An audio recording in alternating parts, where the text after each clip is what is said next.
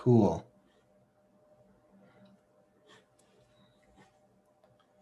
All right, I think we're ready. And it's already past the time, so we can get started. So, we're back to another module of Pentest Plus. I do want to make some reminders. First and foremost is NCL team game is this weekend. So if you haven't formed a team yet, highly, highly, highly suggest that you do. And you can ask in Discord to make your team. That's why it's there. Item number 2. Oh, and definitely don't miss NCL because you paid for it. So it actually makes no sense that you paid $35 and not gotten the full, get your money's worth. So definitely play this weekend and make a team. Secondly, this is the time where students start, especially those who have been falling behind, they start submitting stuff in. I am aware of that. I used to do that too. So I am not punishing anybody as I have done from the very beginning. Nobody gets punished for submitting stuff late, but there is that due until date. That is a hard stop. So if you are behind in assignments, don't go too crazy. Do your best to catch up. Everything is submittable until that due until date. So don't freak out too much. Trying to give you as much leeway as possible so that you can get all your work submitted and get a good grade. Because honestly, the only way to fail my classes is to do nothing or submit nothing. But if you do the work, you get a passing grade. So it's not rocket science to pass my classes. It's definitely a lot of hands-on, and I understand that, and I know that it takes time. So that's why I've given that grace period for everybody. So, yeah, get your work in on time before the class is over, before that due until date. If you so happen to take and pass the Pentest Plus exam, you do get an automatic A because you achieved the whole goal of the class. So if you pass it, if you take it and pass it, you don't have to turn in anything. You get a perfect A.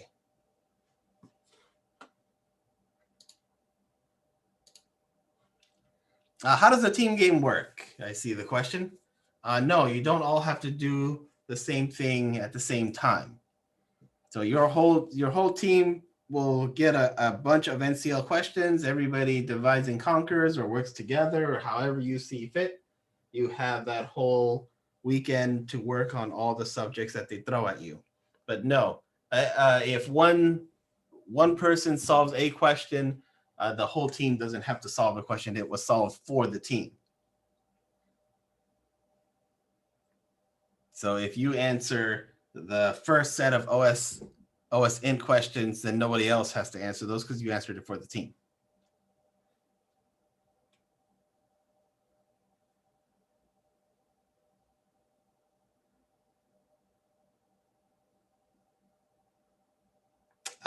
How you make teams is completely up to you. If you want to make teams with people who are good at different sections, then you go for it. If you want to make a team because you know these people and you know that you work well with them, that's awesome too. I don't expect, I don't expect a very certain, straightforward. I let it be organic. I let you create teams how you guys see fit, who you see yourself working better with. I'm not that kind of person who micromanages everything. If you haven't noticed, I like giving you the space to grow and learn.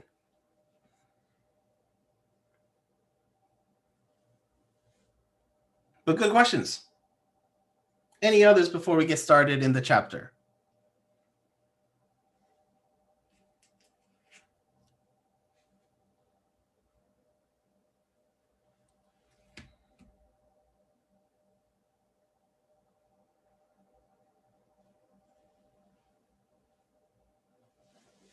Okay.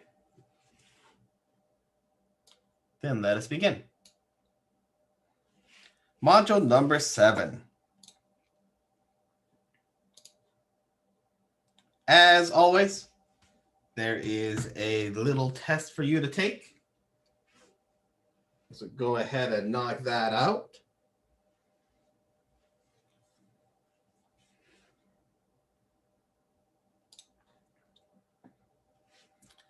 This module will focus more on maintaining persistence after you compromise the system. So this is after you've done your research, which you should have done at length, and you prepared your attack, and you were successful in launching your exploit quickly and efficiently because you spent that time doing your research. So now that your exploit was successful, well, we need to maintain persistence. And the first thing that we tend to do is create a shell. A shell could be using bash, KSH, ZCH, TCCH, or the command prompt or PowerShell. With a bind shell, an attacker opens a port or a listener on the compromised system and waits for a connection. This is done in order to connect to that victim from any system and execute commands to further manipulate the victim.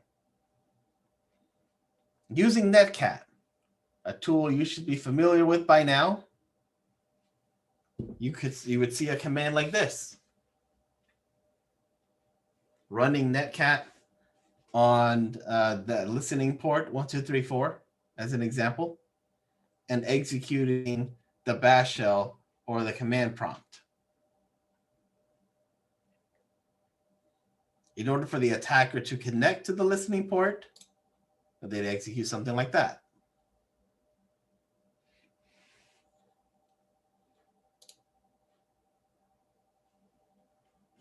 So with the vulnerability occurred and somehow transferred Netcat or not even used Netcat, used any other form of creating that listening port to get the shell and then connecting to it.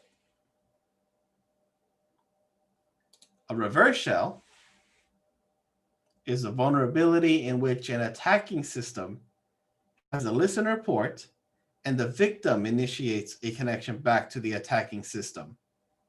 This shell will allow attackers to circumvent firewalls.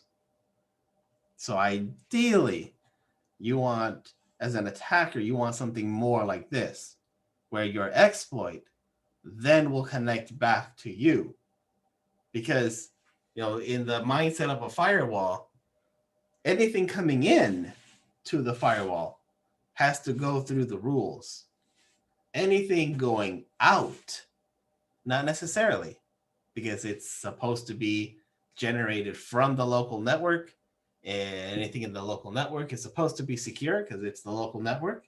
So there aren't that many rules for outbound, definitely inbound, but not so much going out. So if you are able to create your exploit in a way that phones back to you, you will have a better connection. Now, this is, of course, if you can do it without getting caught by an IDS, an IPS, or other infrastructure in the way.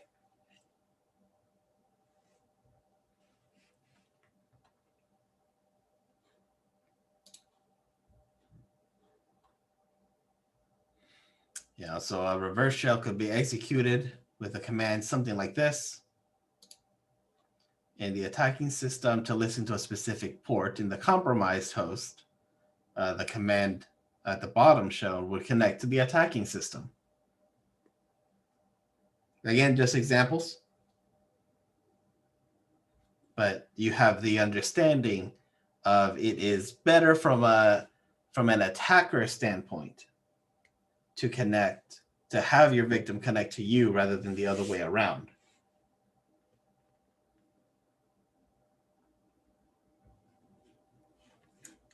So that is a misunderstanding of the acronyms. An intrusion detection system is just the general term. If we are specifically talking about the network, it is a network intrusion detection system, or NIDS. If it's a host-based at the end device, then it would be a HIDS, host intrusion detection system. So it really depends on what we're referring to. I said IDS because talking in a general sense, an intrusion detection system that could be on the network, could be on the host, or could be both.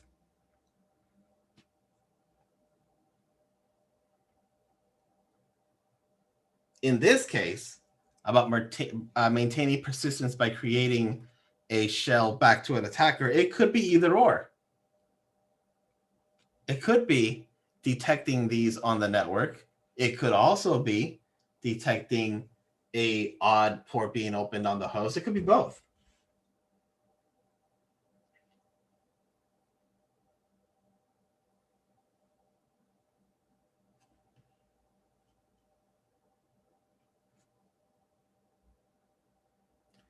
Does IDS include stuff like card reader? It could if those devices are sending their logs in.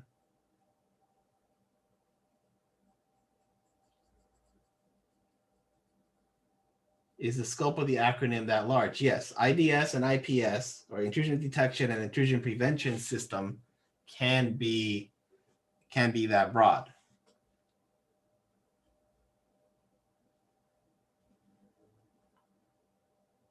Because right now we're just talking about a network in general.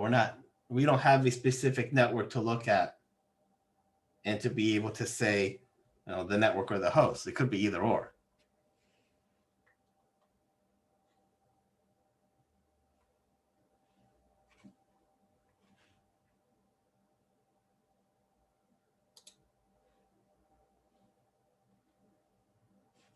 Command and control, the C2C, C2, either way. Attackers use these to send command and instructions to compromise systems. Attackers often use virtual machines or cloud services like Twitter, Dropbox, PhotoBucket, Discord, Slack, IRC channels, among many others. The C2 communication can be as simple as maintaining a timed beacon or a heartbeat to launch additional attacks for data exfiltration. These can be trickier because a heartbeat could be sent as an HTTPS get and post. You wouldn't be able to see that because it's HTTPS. Those heartbeats may go undetected by network systems. Even more so if they're encrypted through standard means like HTTPS.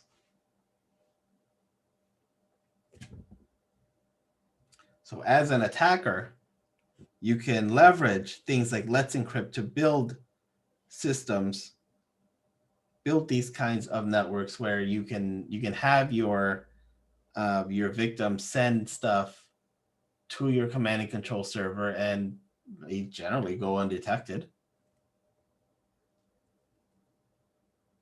Now, there are a number of tools that you can use to get started, to get your feet wet in what this looks like. And again, you want to do this in a networked environment. Like if you're doing it in the cloud, you want to keep it to internal cloud, not external.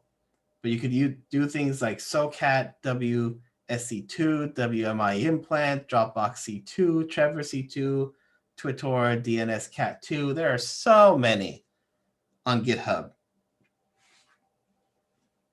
Just take a look and you'll find quite a number of command and control utilities to test. Not all of them may work.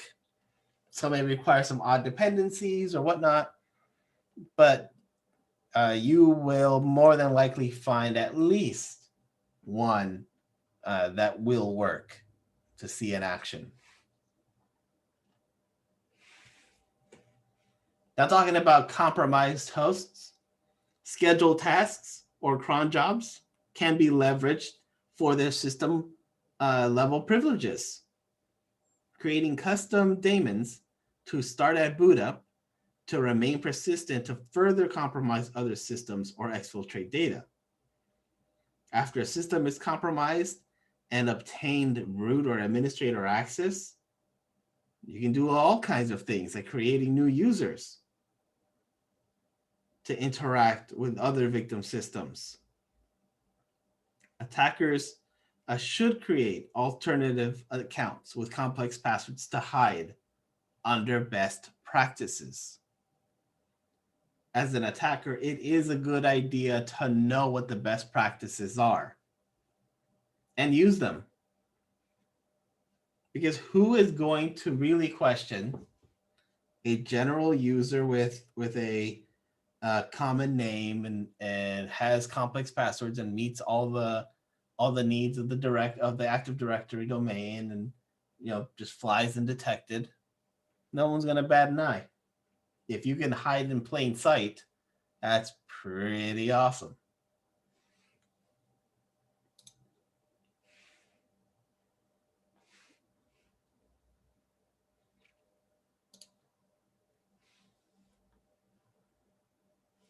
Lateral movement involves scanning a network for other systems, exploiting vulnerabilities in other systems, compromising credentials, and collecting sensitive information for exfiltration. Lateral movement is possible if an organization does not segment its network in a proper way. A basic port scan will identify systems or services of interest that you can further attack in an attempt to compromise valuable information. Attackers need to avoid raising alarms at this stage. You are in the internal network. You are able to move about the network to find another system to hit. The question is, how do you do this without getting caught? This is where your practice comes in play. This is where spending a lot of time in Try Hack Me and trying a lot of the boxes will help you out. Because there are boxes where you learn this kind of stuff, where you do attacks without getting seen. Also doing this on your cloud systems and running things like Wireshark and other tools that people use, like Suricata, like Snort, like Zeek. Running those and seeing what they pick up so that you are as quiet as possible. You want to remain undetected. You've made it into the network. You don't want to get caught. So how do you do a scan slow enough and quiet enough to not trigger any alarms? How do you see what's on the network without packets getting scrutinized and getting, essentially getting caught?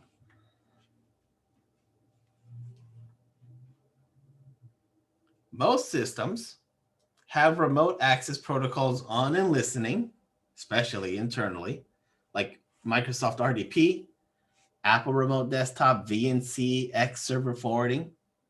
Metasploit already has the modules to exploit these active services and get a GUI from the target system.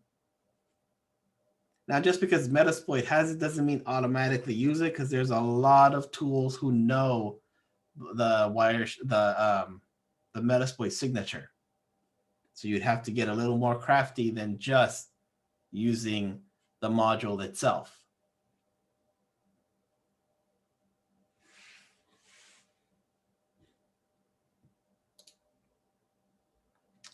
Oh, I don't have the picture here, but in the notes, I have a little PowerShell line that you could use to avoid detection.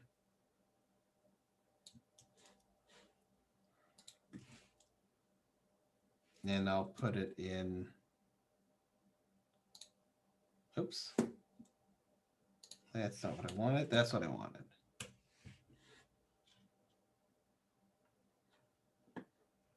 I put it in the Discord chat. but you can see it in the notes. Something like this will download a PowerShell script from the internet.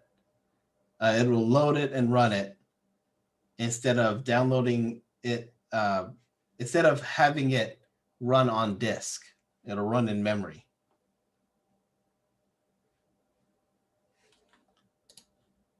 Here's a number of other PowerShell commands that could be useful. I would like to remind you of one of the books that I asked you to get for this class, the Operator Handbook. It has a number of tools and tips for you to use. Definitely take a read at that book if you haven't already, to see what you can use at this point in the game.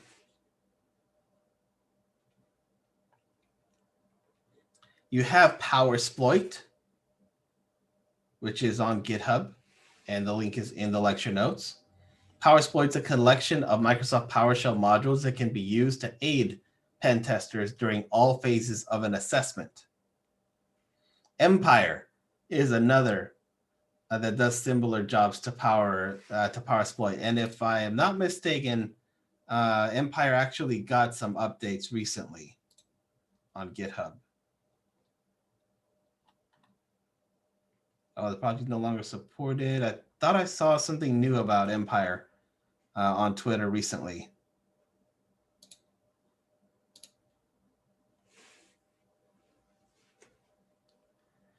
WMI,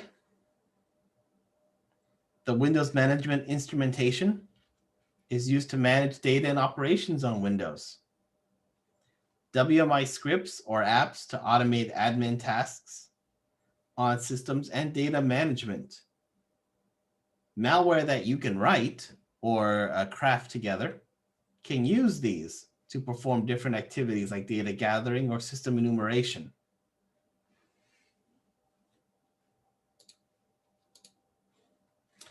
The big thing is here what I put in parentheses, living off the land. If you are able to run commands and programs that are legitimate for illegitimate reasons, you can definitely hide from IDS and IPSs. For example, the sysinternal suite, the suite of tools that allows admin to control Windows from a remote terminal to upload, execute, and interact with executables on hosts. That entire suite of tools is pretty powerful. And no Microsoft operating system will bat an eye at it because they're all legitimate. They're all digitally signed. They're all by Microsoft. And they have the capability to do damage in the wrong hands. Do not discount the tools that already exist that are approved. You can use those to your advantage to wreak havoc on a network.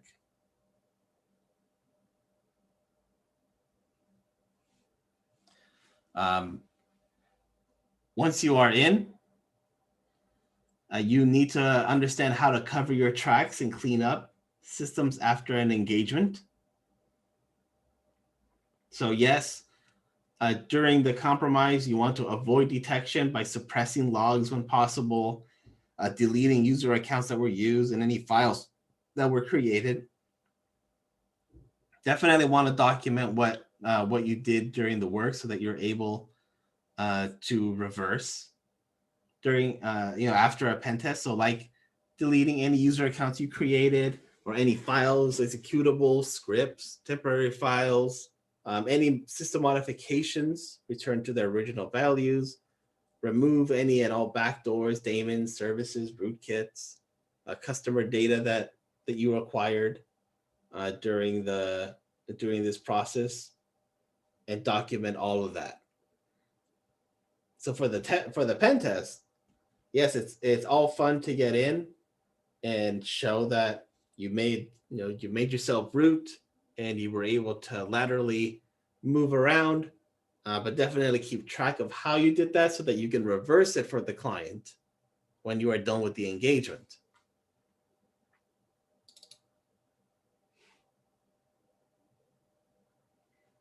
Any questions?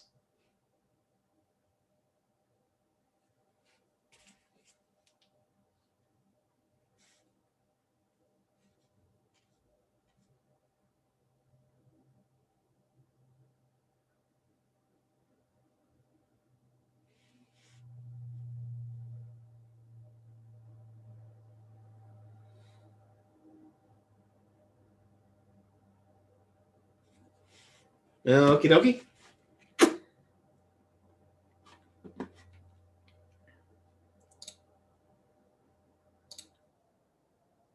Let me move these files over here. They don't conflict. And then I can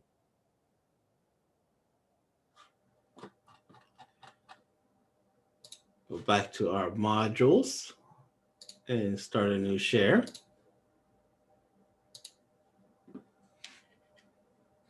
As always, I put up a couple boxes, but if they are no longer available, don't feel bad. Find another box that deals with post exploitation, whether it's Windows or Linux, and knock it out. Write about what you did, show proof that you completed. If you're stuck and can't find a box, let me know. Oops, I clicked on the wrong thing. And as always, don't feel that you have to do this on your own. This is not meant for you to do on your own at all. I see a question. Can an SSH terminal be configured to keep a local bash history file, file?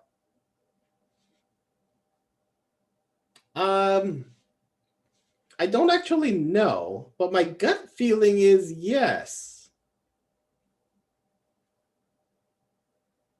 I haven't set up an SSH terminal to keep but my guess is yes, that you can keep a history of what a remote user does. I don't necessarily see how it wouldn't be possible.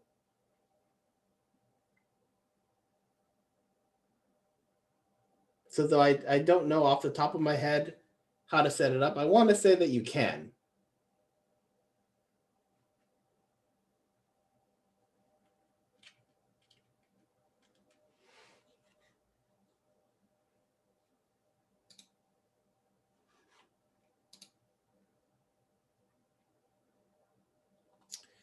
So we actually have one more week of lecture, and then we will proceed to the the TryHackMe Pen Test Plus Pass. So this will actually get updated instead of being this to be the Pen Test Plus that CompTIA and TryHackMe released.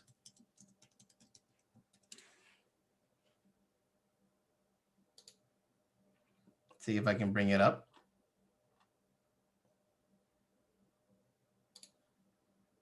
This is not it. I'm sure you can find it. So if you are going ahead and completing a module ahead and you're looking at module 9, don't worry about these. Instead, it would be the Pen Test Plus. And I have the link. I just need to put it in the class. But for now, I listed these 4. If they're not available, just find another TryHackMe path that's related to post exploitation and knock it out. And then write about your usual stuff of what you learned, what you did, and a screenshot of completing the room. Any questions?